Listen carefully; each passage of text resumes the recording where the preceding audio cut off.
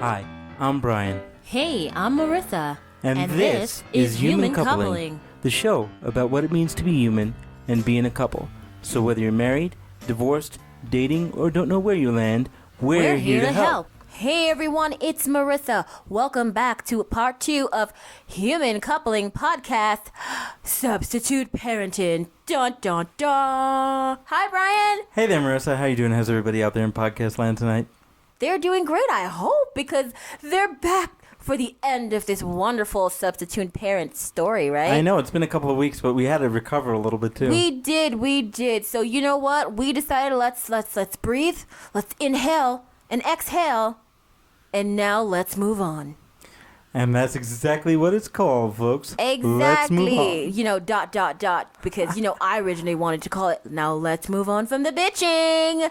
Yeah, but that wouldn't be very nice. No, that's not politically correct when speaking about children. Yeah. So let's just do a small recap of what we were talking about. Not and what a this problem. Part 2 is. Go ahead, darling. Okay, so we told you about the situation. We had the bright idea and suggestion of, hey, parent of these children, we would like to take some time and show these kids that there is more to life than living in New York City. So let us take your kid for about 6 weeks out of this summer coming up here for 2016, and we will show them the well, influence them the best that they can, show them a good time. But all that happened, folks, all that we got from this substitute parenting experience was a chance to learn why most people ignore their children when they're screaming and crying. Because you know why?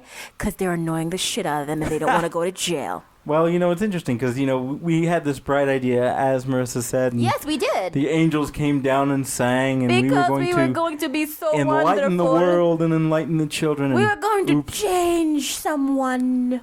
Silly us to think that anybody would give a damn silly what we sausage. thought. No, we were silly sausages, Brian. Yes, but this show is not about complaining. No, this show is about moving on from the madness and remembering the good, wonderful times that we had. Because you know what?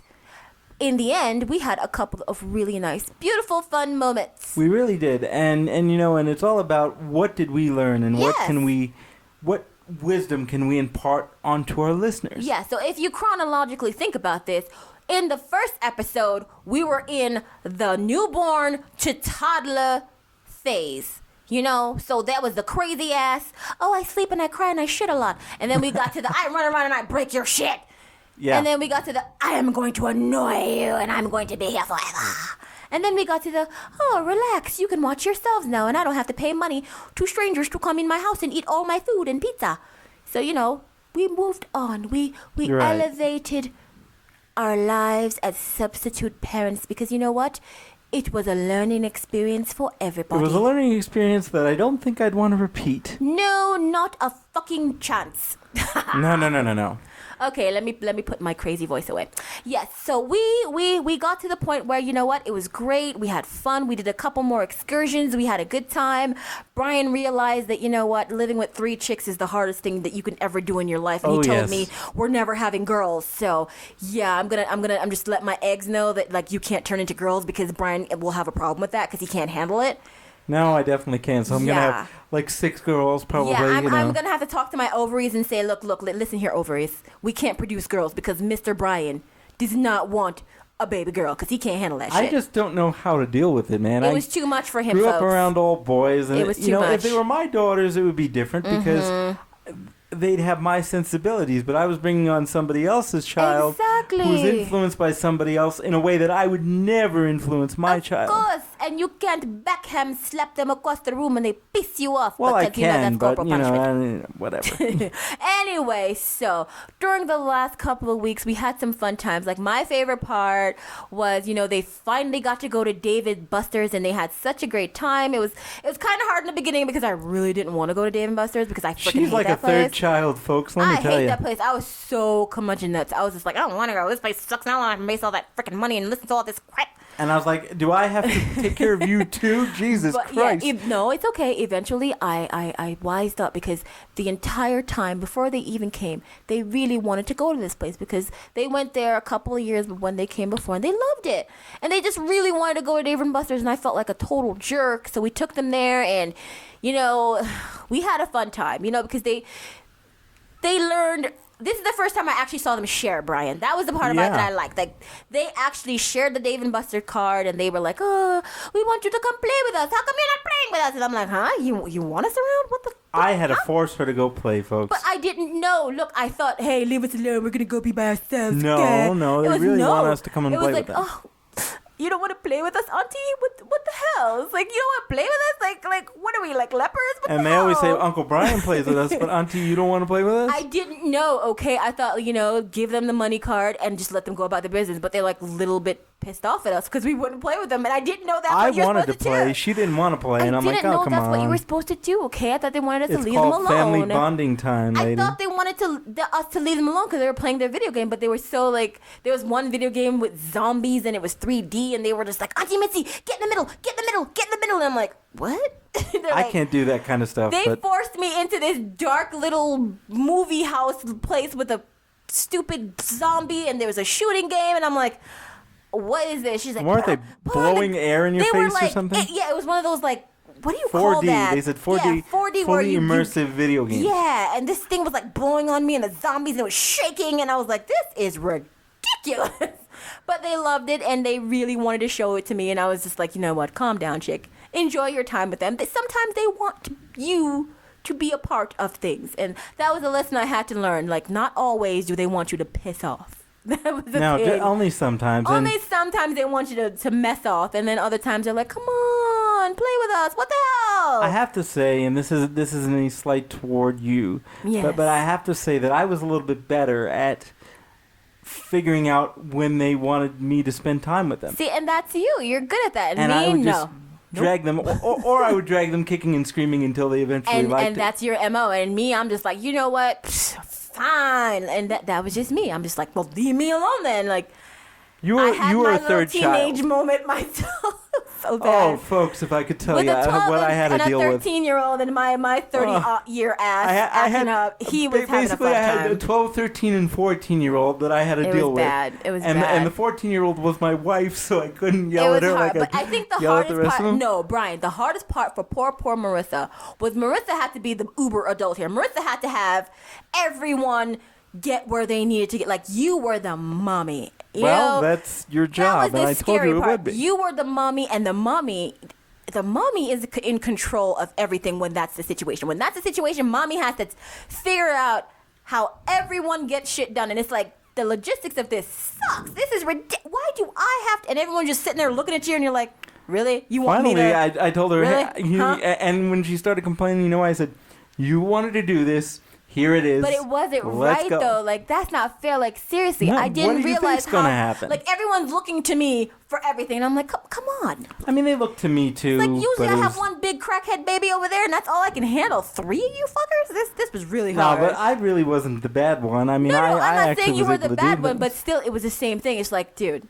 I have to figure this shit out for all of you people. That's the point I'm trying to relate to you. But here's the flip side. See, but the couple of times where I said, okay, I'm going to figure it out and do something, she didn't like the way I did it. Yeah, because they came back. Well, the one time that he was like, well, you sit here and you take a minute and you take a breather, Marissa.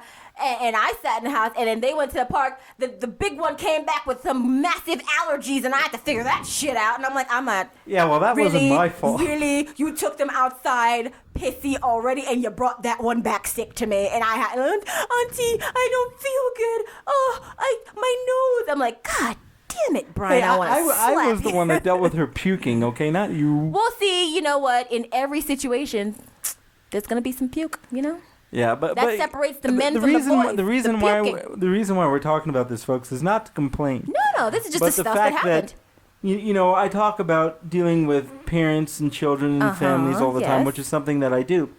But I do it in an almost sterile, pseudo-perfect environment. Yeah. I don't deal with it in my everyday life. The logistical parts of it. And I would say to people, you know, I said, I can give you some ideas of what to do, but I'm not a parent myself. And I get to go home at the end of the day, so this is really your deal. So I got to put myself into their shoes and start to understand what some of those struggles are for people with children and families, and what it feels like, and it's not easy to deal with. No, because it really is not. It changes the couple. At the end of the day, when you introduce a child to the equation, you change the couple, you change the dynamics, and then the couple itself and this entity that you both created, that's your fault, it changes everything about your relationship. Because you know what? You have to learn to come together. You have to learn to discipline together. You have to always have a united front against this little monster, because the little monster will break you the frig apart. It will. It has tactics. I heard the little one discussing her tactics of how to separate and conquer. I'm like, although she's not that smart, because I could easily... She's a sweet little thing, but she's manipulative. I love the 12-year-old, but she's such a manipulative little thing. The thing that I found was this, and this is why she never learned with me. As a matter of fact, the older one used to yell at her when she would go back at me. She did have a big problem respecting me, but that's more of how she was raised that's than just anything her. else. But the funny part was she has tactics that work with her parents because that's what and her she's family, used to. because they're really tired and they're not as healthy as we are. They're not as healthy as we are. They're not as diligent as we are. No. They're not as present as we are. And guess what? Whether you want to admit or not, one of them also isn't a trained therapist. Exactly. So, things that she would try. she would try to do things and I'd be like, no. Exactly. But no. But she would get the opposite reaction of what she would get at home. Like, her thing is to annoy you and torture you and ask and badger you. And then because, in her environment, people are so overworked and tired and stressed and their diets aren't good.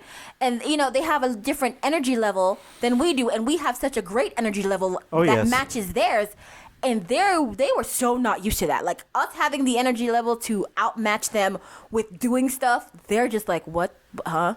What do you mean you can go on a 5-6 mile walk and not be tired and expect us to do more stuff when we get home? Well, like, the funny thing is what is that about? The funny thing is where, I would warn the little one, don't push me. We because did try. I'm willing to do something, but if you push me, I'm not going to do it. Exactly. And then she would push, and then I wouldn't do it. And she said, "Oh, you said you would do it." I said, "Yeah, but I told you not to do X." Because you did X. She's just manipulating like and she so usually I does. told you. I warned you, and I told you exactly what was going to happen. And then she got upset, and she went to go sulk in her room with her phone. And then I would take her phone away and make her leave the house and do something she didn't want to do at all. Yeah, or she'd have to come out of the freaking hiding space and sit in the open space with us. And that's another thing that they hated.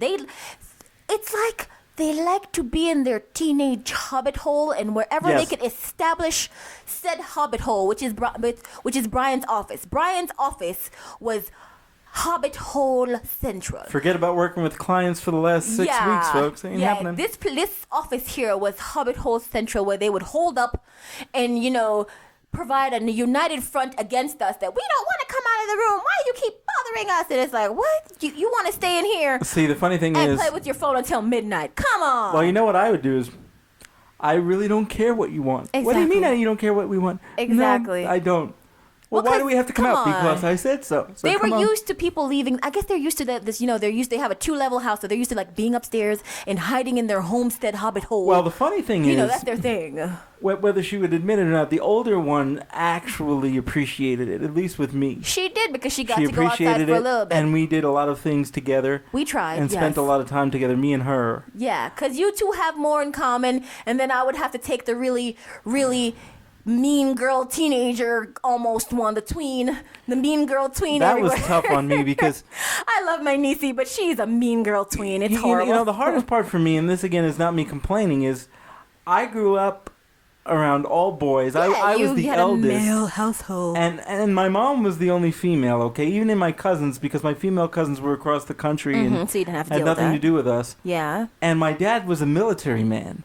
So crying and whining did not work. Yes. If anything, that made it worse. Yes, and Brian did have a couple of spills. It would get really, really bad because, that didn't work for me. And if you cried and you whined, the way I was raised, not to say it was the greatest or the worst, is if you did that, it got much, much harder. I know. So it was very difficult for me to back off. And, and you say, well, Brian, you're a therapist. You know all these techniques. You know all these wonderful things. Yeah. Well, the best brain surgeon in the world can't perform brain surgery on himself. No, he cannot. And Mr. Brian tried his best, but a couple of times there I had to look at him hard like, what? you're going to make her cry. And if you make her freaking cry, she's going to look at me to comfort her. And this is bullcrap. Yeah. And I had to comfort her a couple times in public because this douchebag over here made her cry. And I'm like, God damn it, man. Why do I have to be the one being all, baby, it'll be okay. I'm like, son of a bitch, I am not this person. I tried not to make her cry. A couple of times I knew it was manipulative, and I told her to stop, and she did. I know. But that's what they know. They cry. Like, there was one situation where we were going to go do something, and it scared her, and that made her cry because she really didn't want to do it. And I wasn't trying to make her cry then. And I get that part. So we did the whole, no, baby, Uncle B did not mean that. No. I was blah, blah, blah. And I wasn't even talking to her. I was talking to somebody else completely. I know. But remember, they're in the freaking situation with us. They can hear you, you jackass, and you're making her cry. And I have to deal with that shit. See, this was my mistake. Come on. I forgot that they were actually paying attention for once, because usually they don't pay attention. Well, the number one rule we have, and as he knows, like, I'm not playing with that. When we go out, you do not bring that. Don't let me see that phone. Yep. Mm-hmm, like that was the rule with me. When I go out and when we're walking in the park and when we're walking somewhere and when we're crossing streets, if I see that phone, I'm gonna throw it across the street. So they would know, leave the phone in the glove compartment in the car. That's right. Or Auntie is going to throw that shit away. But, we established that. So, yes, they were paying attention. And then there was another time at a friend's house. Well, that was a complete mistake. Which she has a fear. So that was okay. That was just an accident. And we were like, oh, God, we told you to leave the dogs inside. She's deathly afraid. Because in New York, folks, dogs are totally different from Colorado dogs. Colorado dogs are nice. Most of the time in New York, they'll rip your friggin' face off. That's true. They will. It's different. Yeah. So her having to see dogs freaked, like the little tiny, like Otis, the poor Otis. I felt bad for Otis. He's such a goofball. That Otis dog. is a younger dog, so dog. He's a jumper. So like as soon as like our friend opened the door, he was like, "Fuck new people," and he just went that way for the little one, and the little one was just like not having it, and just auntie dog. Oh my God! I'm like, oh no, you're gonna make her cry, aren't you? She started crying. On the other hand, I felt bad. She did at the end of the night. They have two dogs. One. Who's an older dog, and he doesn't, like, he wouldn't even go in the house because all he wanted to do was sit next to me. Yeah, that poor dog did not understand what was going on. It's just like, why can't be out here? Because the dogs know us and we're always around. Yeah, so they wanted to just be there. I have to be proud of her because she did pet the dog at the end of the night. Yeah, at the end of the night, we're like, come on, it's okay. And she was okay, and it was like it's like a big teddy bear, and I said, yeah. Yeah, and she felt so embarrassed about crying. She was like, Auntie, I can't believe I cried. I cried, man. I'm like, yes, babe, but you were scared, and that's okay. And then there I am trying to be the voice of reason and the voice of understanding. I was good with her too at that point. I was like, it's okay. Yeah, because eventually, in different situations, recall that we have to treat it different. Every situation makes us have to remember that we need to treat it different. And that was a different kind of crying. That was toward the end of our experience, so we were both a little better at it. The experience she alluded to earlier was like the third day we were there. Yeah, and so it was like it was brand new. We didn't know. And I was like, shit. And then Brian is being his well, I'll make you do it self. And I'm like, Brian. And I was, and that's the way I was raised. So it was very, very hard. Was from a dad that was big, 6'2" crazy guy.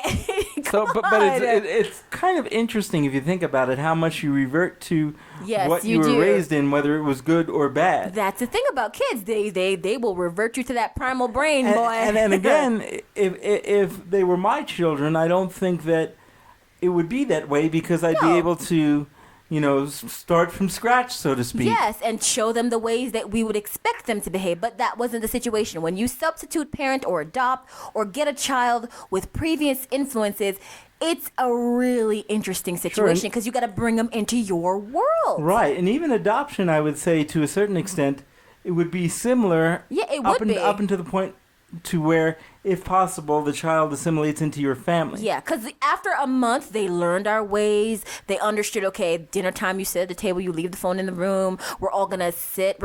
They were allowed, 1 cup of juice with sugar. They hated that. That was so fun. They had to drink water the entire day, which is, when you're a vegetarian, you mostly drink water because every goddamn fruit drink and soda has some kind of weird chemical and meat or sugar product or something. So just something that's not good for you. They were relegated to 1 cup of sugared beverage a day, and they were like,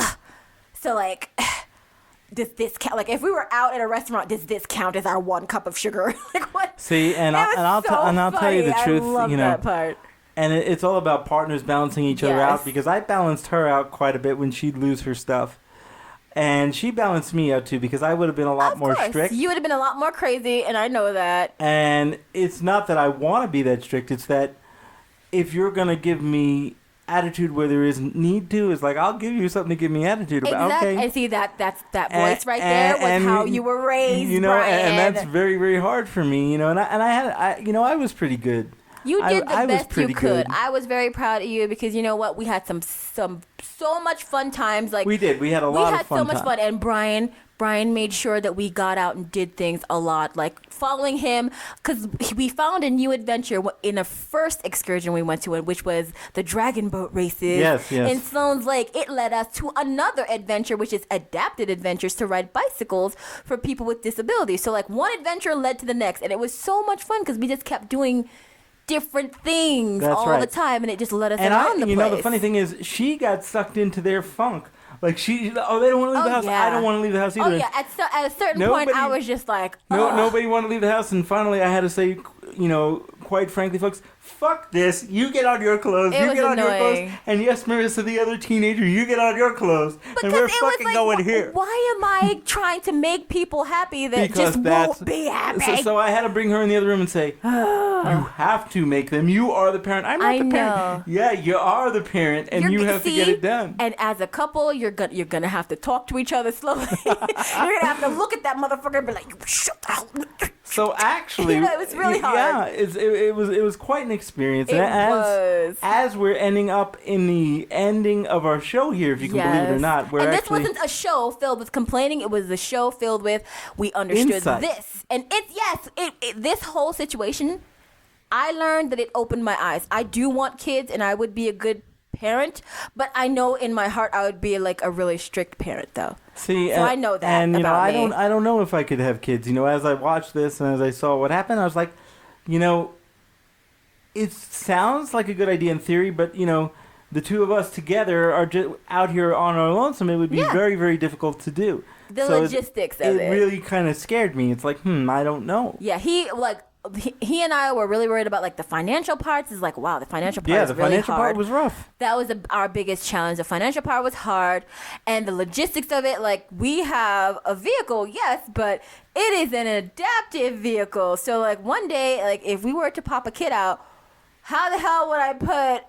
Exactly. Oh my God! How would I put like the wheelchair and a baby seat? Like, how does a baby seat in a wheelchair? Yeah, the reason why this in an worked adapted van is because they're 12 and 13 and 5'7" and 5'9". Exactly, they big and could old take people. care of themselves. They're big old people. I don't know where I would get childcare from. Little because, ones like, is another ball of wax. Childcare sounds like a nightmare, and I just, you know what? If the bridge comes, you must cross it. But right now, the bridge has not showed up, so we're good. Right, exactly. We are free to do whatever we want, right, Brian? Exactly. But the one thing I'll say is, and this is in the last few minutes of the show here because the show's going on a little longer, but that's okay. If you are a couple or even a single person that does not have children but has nieces and or nephews and wants to give them another experience of another lifestyle, another culture, whether you live in the same city, whether you live in different cities or different countries, or if you just want to see, hey, can I actually handle this for an extended period of time? And 6 weeks is a pretty large amount of extended time. With, by the way, let me say, no financial help from their parents at all. So really to test you to see whether can I handle this, and if I'm in a relationship, can my relationship handle it? It might be a good idea before you go and decide whether you want to have a family, to give something like this a try, if possible. Take a test drive. It is a great idea. It'll show you the world. Because you can't give a kid back, okay? No. You can't unring that bell once it's rung. So take the opportunity to have your family members help you out with that situation and have you see if you can handle it. You know, and even something as simple, and although we don't talk about this a lot on the show, but is having adult time when we have two other children in the house. Yeah, there was none of that. How does that work? No, sir. That was not happening because they're like right next door. I personally wouldn't have cared because I know that they've heard their parents doing it. But that's a man's voice, coming out. I don't give a crap. Who cares about them? They're not paying attention to us. Well, that's actually the truth, because I've actually sat there when they were in their little cave and spoken to them, and they had no idea what I said. And I actually sat there while we were watching something, and something inappropriate came on by accident, and they were giggling. But this is one thing that I learned.